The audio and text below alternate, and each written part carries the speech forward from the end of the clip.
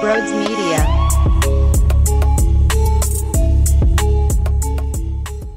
Pain. Pain, pain, pain. Don't be fooled about that Sunday win. Lots of pain. Before we talk about this series in Seattle, hello, welcome on in. If you are new here, make sure you smash the subscribe button. Hit the thumbs up button as well. I greatly appreciate it. We break down Philly sports every day. You can also take me on the road with you. Apple Podcasts, Spotify. If you search Sports Talk with Brodes and you leave a 5-star rating and a review, that will mean the world. So thank you all for that. And lastly, we live stream on YouTube twice a week, Coffee with Brodes. The way you get access to those live streams is you join our YouTube memberships here. All the information is down below in the description. You also get access to our Discord channel. We've created a nice bond there. It's fantastic. So if you're interested, check that out. Thank you guys all so much and enjoy the show. What is going on, everybody? Welcome on in. Sports Talk with Brodes. The Phils dropped 2 out in Seattle. We are recording this Sunday night, which means we just witnessed the only win of the series. Why that's important? Because I don't want that to mask the bigger issues. That series was a disaster. Friday night, I had to watch Garrett Stubbs pitch again. He's already pitched more times this season, in the last 2 weeks, than he should ever pitch in his entire career. It was 8-0 in the second inning. This is the first time they took the diamond since all talking about needing a refresh, having an off day, traveling to the West Coast. So you would think their mentality would be, let's go start off strong. And 2 innings into this 10-game road trip, they're down 8 runs. The score finished, what, 10-2? I don't count any of it. After the second inning, they got shut out 8-0. That's what happened. And yeah, look, the Tyler Phillips story is cute. I'm trying to win a championship, though. And this dude was leaving meatballs over the plate. It's 1-0 on the first pitch. Robles takes it. Then I had to watch a 9-deck, 732-foot home run happen. And then, of course, Justin Turner with the grand slam. Yeah, as you can tell, I have bottled up frustration about this weekend. I'm not allowing a nice, solid gem from Zach Wheeler and Bryce Harper getting out of the slump, potentially. I'm not allowing that to sidetrack me from a real issue that went down. They were up 5-0 and blew the lead. And we're talking about actually having urgency for once. You heard me. Rob Thompson going to Jeff Hoffman when he did Saturday night was a sign of understanding the moment. We have to win this game. So he goes to his top guns in a little bit of a unique situation, which I think is mandatory and needed because it shows signs of, yo, this is important. And they managed to piss that one away. Bryson Stott throwing the ball over Bryce Harper's head. It goes into the dugout. It gives the Mariners a free bag. Extra innings, having a chance. Now look, did the umpire blow? Of course. Bryce Harper was unfortunately just in a position where there weren't strikes, but they were called strikes, and Estevez had to deal with it too. I'll look at JT, though, and wonder if he did his best job framing the pitches, specifically the one that was on the bottom half of the plate on the outside corner there to a right-handed hitter. I'm like, yo, I mean, JT just flung his body all the way to the right. There was no grab, snag, and paint job. So the deception was off. I thought JT stunk at the plate. I watched Nick Castellanos Saturday swing at stuff that is actually impossible for a Major League Baseball player to swing at. You know what irritates me most about Saturday? You were actually in a position with a starter or an opener, in Kirkering and Allard pitching. You were in a position to win a game, which would have set you up for Zach Wheeler, who now we know throws 8 scoreless and was fully locked and loaded with his repertoire. It would have set you up nicely for a chance to finally win a series. They still lost the damn series here, people. I don't want to just get all goo-goo gaga over Bryce Harper having a couple singles and a home run, because that's not enough for me. Stott hit a long ball. Schwarber started the game off Sunday afternoon with the leadoff homer, which I think allowed some of the guys to exhale. I just can't believe that 1-0 score lasted as long as it did. Thank God we got insurance runs there in the 8th inning, because I wouldn't have been able to manage a 1-run lead. They would have absolutely given that away, I'm telling you, for sure. So it was fine to see Brandon Marsh get a hit off of a lefty, and he's had a nice couple of hits against lefties recently. It's all good stuff. Boom, goes back-to-back with Bryce. Nice, breathing room, good. This only means something to me if, and it's a big if, this translates to winning a series in LA. Because if their offense starts to thrive and they start to do really good things against the Dodgers, who's looking for revenge, considering you embarrassed them the last time you saw them, and now they get a chance to defend their own turf. If you actually have life and all of your big bats establish consistency and they can be effective at the plate, and you win a series against the Dodgers, then this game 3 mattered to me. If you drop the series against the Dodgers, then what did this do? It did nothing. It's just, okay, you're good enough to not get swept by Seattle, but there's still so many internal issues. The big story, though, is Bryce. Because I've never seen a man so down bad. I've seen a man that down bad, but not Bryce. Not someone with the skill set that he has. And it all started with that 12-pitch at-bat on Saturday. Now, full transparency, I thought there were a couple of pitches that he normally does damage with that he fouled back, but he was staying alive, he was battling, and that 12-pitch AB looked to get him out of that spiral. He gets a double, that's great. And then on Sunday, a couple singles. He didn't look perfect before that home run. Still some version of battling things. But it's significantly stronger than 3 swinging Ks and a pop-up to left field, which is what happened when they first got to Seattle. So we're getting off the schneid from a Bryce Harper level. And the question becomes, is that enough to snowball into some passion, into some grit? This team needs to play with, and I love using this word recently, they got to play with that flair. And it's obvious when Bryce is in the downward dumps. It's hard for the rest of the team to find it. He's the guy. He's the face of the franchise. He's it. So I'm just hoping and praying that watching him finally have a multi-hit day and to pull himself out of this gross stretch, that could be enough to inspire a little bit. But it all comes down to, does this actually translate to more? Or do the struggles continue? From a Bryce level and from an overall team level. Bryce is too talented for this to last forever. So maybe we finally got there. It was a grind to get here, but we finally got out of it. We'll see. Only time will tell. But what a unique Sunday afternoon, huh? Brandon Marsh with the catch where he didn't even see the ball and it just pops right into his glove. Robles with the catch out in center field over his shoulder by the wall. I have no damn idea how he was able to make that happen, but ew, that was actually filthy. What?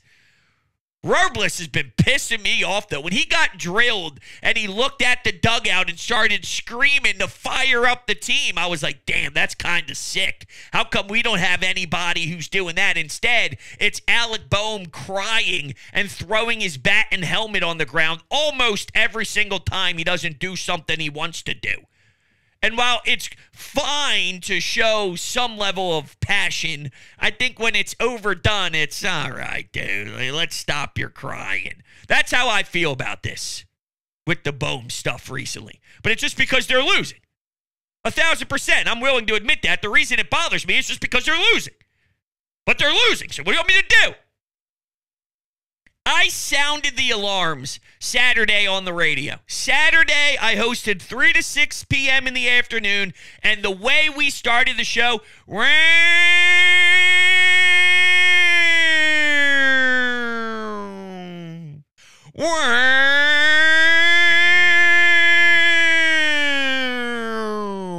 now we actually got sirens. That was not what I did. No, we actually got audio of sirens, but that was me replicating it.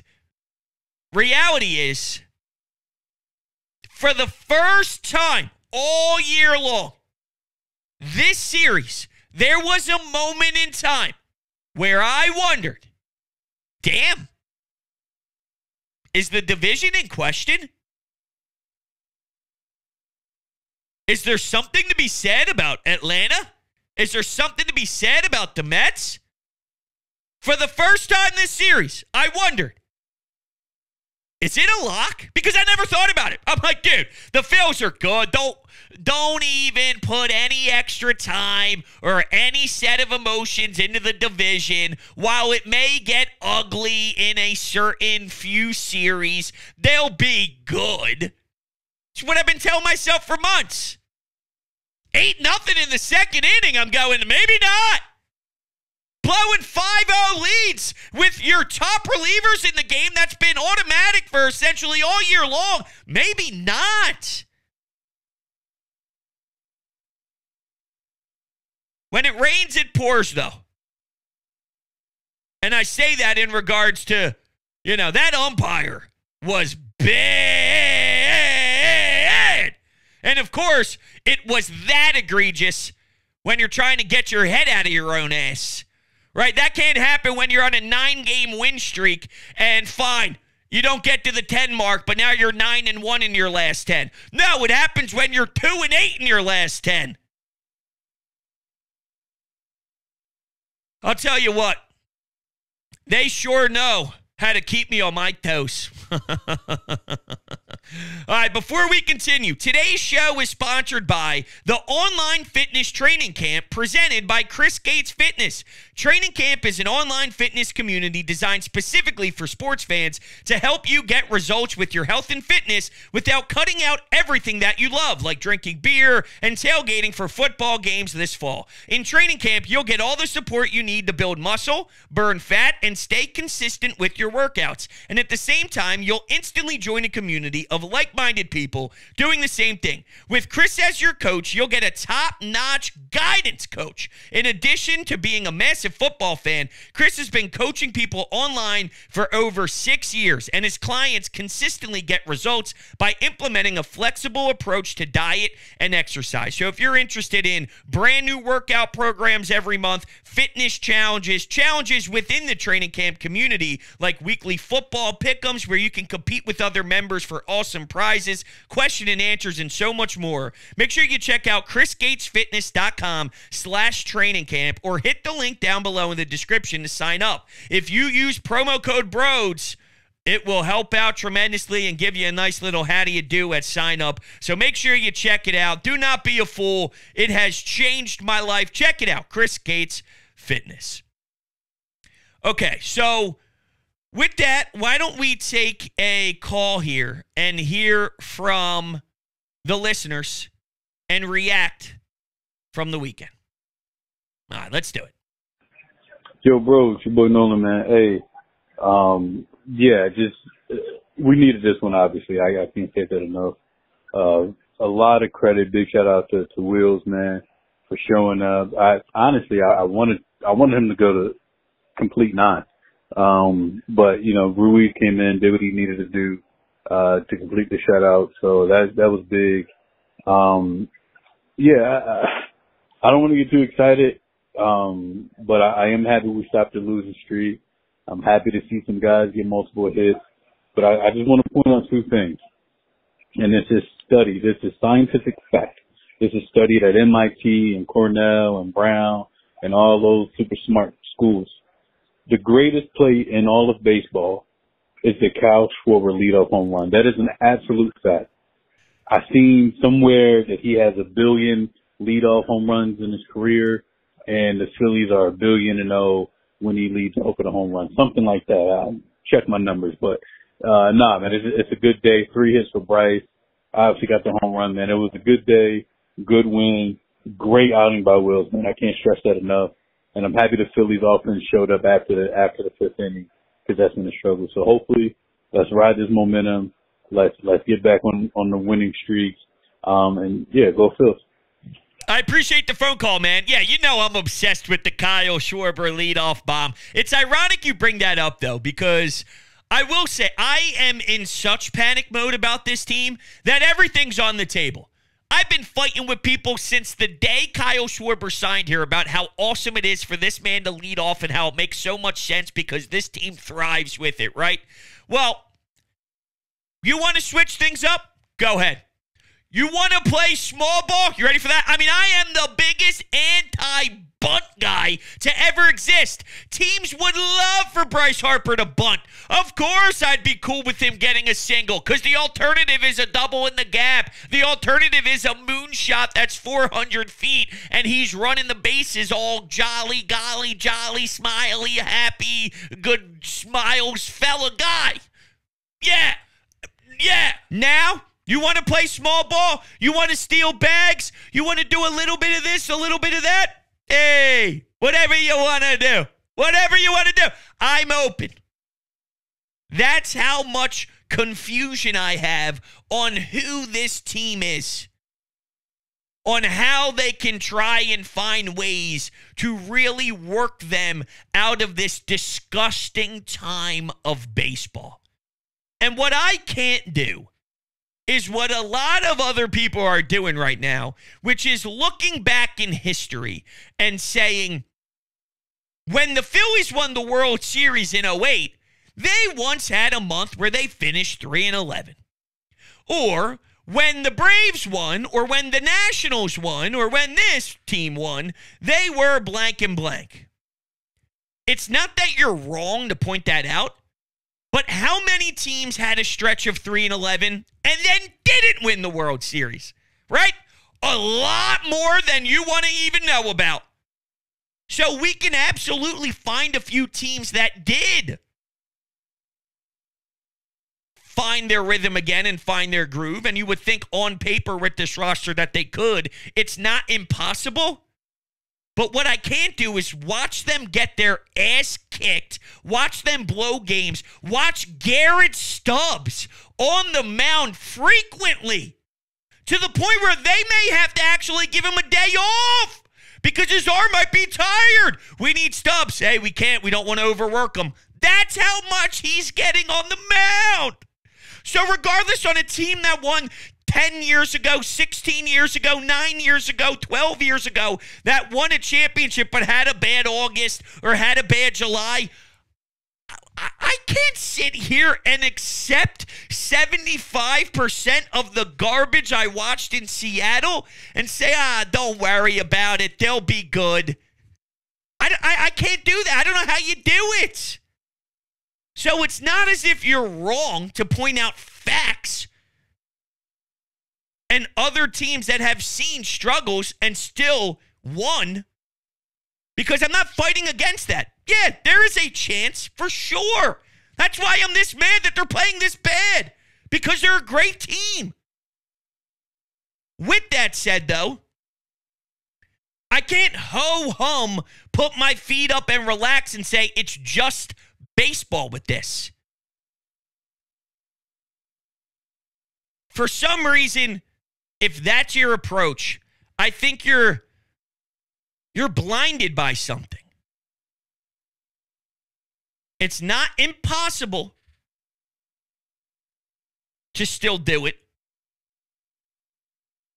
I just find it bizarre that you can allow this nonsense for as long as it's been happening because it's, quote, just baseball. Now, I demand more. I demand more. All right, it looks like Bryce Harper spoke after the game. This is him with the headset on the field. Take a listen. I don't even know what he said, but I think it intrigues me.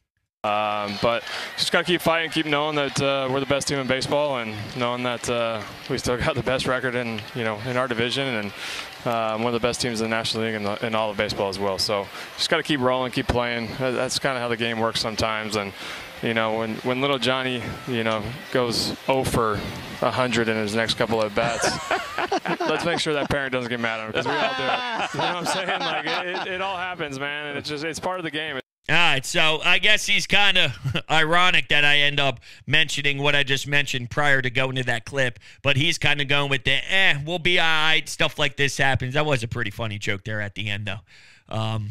But whatever, there you go. You hear from your superstar after he finally gets something going offensively and, somewhat finds himself, and we'll just hope and pray that it continues. Let's go back to the phones. I think the Phillies really needed this game badly. It was so great to see Zach Wheeler just dominate like that. And how about Harper? Finally waking up and getting his back going. Hopefully, this is just not a blip in the radar. This is a sign that they're going to get it going, and maybe they finally end this drought of losing series, and even though it's going to be a tough task against the Dodgers. But still, a 3-7 road trip would be unacceptable. You're so right. You're absolutely right. 3-7, I would be pissed. I said prior to this 10-game roadie, the absolute minimum that I would accept is 6-4. So now that they're 1-2 with 7 more games to go, to get there, they'd have to go 5-2 the rest of the way, which seems very difficult. What are the odds that this team with 4 against the Diamondbacks and 3 against the Dodgers are going to find themselves going 5-2? I don't see it. But that's what would make me good. 5-5? Nope, that's 500 ball. That's been an issue for the last 2 months. He's been playing 500 ball. So if you go on the road and just continue to play 500 ball, then I need more. And then obviously anything worse than that, no. So 6-4, and I'm not going to change that just based on them finally getting off this little bad run of 2 games in Seattle. Like, I'm not going to be blinded by this Sunday effort. It was good, but I need to see significantly more. I don't know exactly how many games they're in, but let's say it's around 110, 112. It's in that range. I'm going to use the number 50 to make it easier for us to sort of walk through this. But let's say they have about 50 games left in the season. Are we going to get a run where they actually win massively? Or are they going to probably go something along the lines of 25-25? Because that would bother the living hell out of me. This thing needs to be, at minimum, 28-22. If it's 50 games left and they go 6 games over 500, fine. That's the floor. That's what I can absolutely say is, look, we got something there towards the end in the last 50. 6 games over 500. Is that ludicrous? Is that asking too much? Because if it is, then damn, did we drop our expectations big time. I'm asking for 6 games over 500 at the bare minimum when they have 50 games to go. Obviously, just hypothetically throwing out that number as a base so we can easily do math. Anything else? Not good. I don't know if I'm the only one that feels that strongly about it or not. I don't know. I've panicked, though, big time over the last 48 hours or so. So I'm in a big weird spot mentally. Because once you hit that red alert button, the sirens go off, and it doesn't just poof, snap of the fingers, and now you're cool, calm, and collected again. Not that one baseball game should sway you, but I just feel that there's been multiple different examples of, hey, maybe this will finally get them in a groove. Hey, thank you for finally establishing something in a game. That could be it. And then it's not. And then they lose, and they drop a series, and then they get swept at home by the Yankees, and then this, and then that. It's never been the result we're looking for. So I guess there's two ways to look at that. Either it's eventually going to be the response, or this is who they are. And once again, the only thing that'll tell us this is time. But it doesn't get easy. There's some difficult teams on the schedule. You go home after this road trip to face Miami and Washington. Then you're right back at it with the Braves. That's one thing, though, about and the Royals, too, by the way. But there are games left against the Braves. And that could go one or two ways. Either that can give you the separation you're looking for, so the division's never in question, or that's where they make up ground. That's scary to think about. All right, why don't we go back and look at some of the Anytime Hotline calls from the other games. Here's one. We'll work backwards. So we just did a couple after Sunday. Here's one after Saturday. Brodes, I got to tell you, it's Dave from Cheltenham. I got to tell you, I am just irate over what I saw today. I mean, obviously you don't want it to get to the point where the umpire's deciding the game. Hoffman coming in and giving up 4 runs is pretty inexcusable, but geez, what was that ump doing behind the plate? I mean, how many times do we have to see that 3D representation of a ball clearly in the strike zone being called a ball against us and then a strike when it matters? It's unbelievable. I don't know. This is ridiculous. And that's fair to feel that way. It really is. Maybe I haven't spent as much time as I should on the blue. And trust me, I am full game on going after umps, especially when it's that egregious. That was historically maybe one of the worst performances I've ever seen. And that's saying a lot because we've seen some bad umpiring throughout all of Major League Baseball. So trust me, it was bad, bad, bad, bad, bad. As bad as 1 for 30 is for Bryce Harper, the ump might have been even worse than that. That's how bad he was. But the team as a whole was so awful, blowing a 5-0 lead, that I just have a hard time distributing blame in other areas when you're up 5 runs. You're up 5 runs. Now, that doesn't mean that someone should get a free pass. All right, you gave up 5 runs, but it was 5-5. And it was still a tie game. And if other people do their job, maybe you squeeze by and win 6-5. You got lucky, though, because that play at home plate was bang, bang, and it was super close of getting that foot slid right over the home plate. Like, it was close, which would have been 6-5 at the time instead of just 5-5. And that would have just been horrible, horrible, as if 5-5 wasn't bad enough.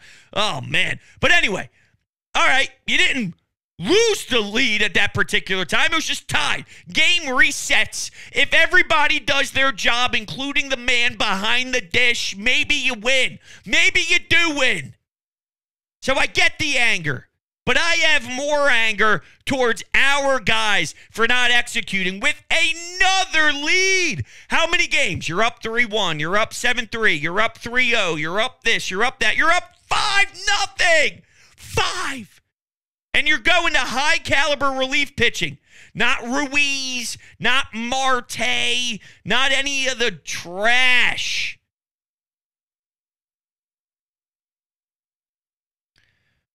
Still unbelievable to me.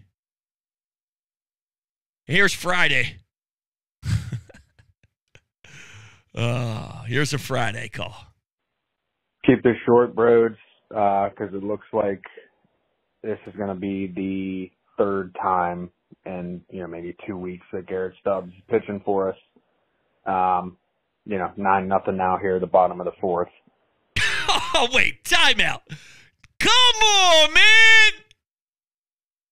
And nothing much quite worse than having to hear Rube talk about the physique of other men here, while we're trailing by 9 runs. Scares me here. Think the inevitable is about to happen. Mets and Braves. We're in for a dogfight. Thank you. Oh man, Rube talking about the physique of men. That's incredible stuff. All right, so it looks like he felt the same way though about maybe the division being a tilt, being a fight. I can't rule it out with the way that this team has been playing. Ay. Whew, that was funny. All right, everybody, that'll do it for me. Appreciate it. We'll be talking very soon. See what they do in L.A. Talk to you on the next one.